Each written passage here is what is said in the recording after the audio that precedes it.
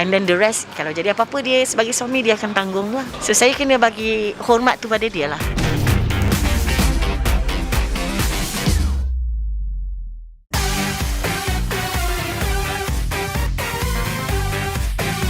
Hello, Assalamualaikum, boom. Okey, hari ini saya berada pada majlis pelancaran filem Telaga Suriram yang akan memulakan penggambarannya tidak lama saja lagi. Dan hari ini saya bersama coach lakonan Akak Elly Suryati. Siapa yang rindu kan, jom kita temu bual Kak Elly. Assalamualaikum Kak Elly, apa khabar? Salam dek, thank you boom.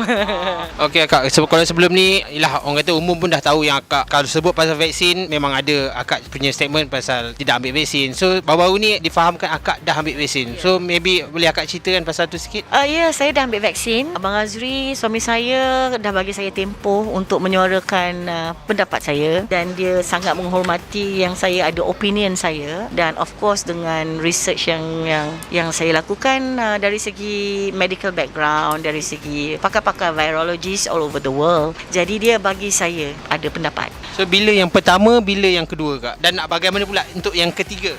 Jadi dia kata tempoh menolak vaksin COVID-19.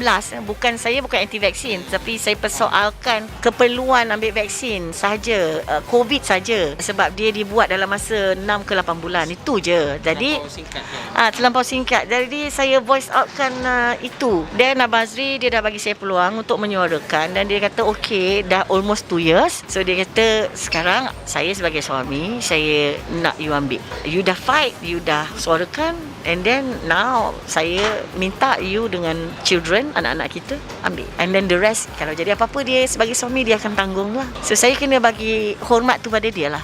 Saya hormatkan dia, dan kita have to. Dos pertama bila tu Kak? Oktober, and then dos kedua November. Dia akhir Oktober, and then tengah November. Vaksin apa Kak? Sinovac lah. Saya ikut KJ lah.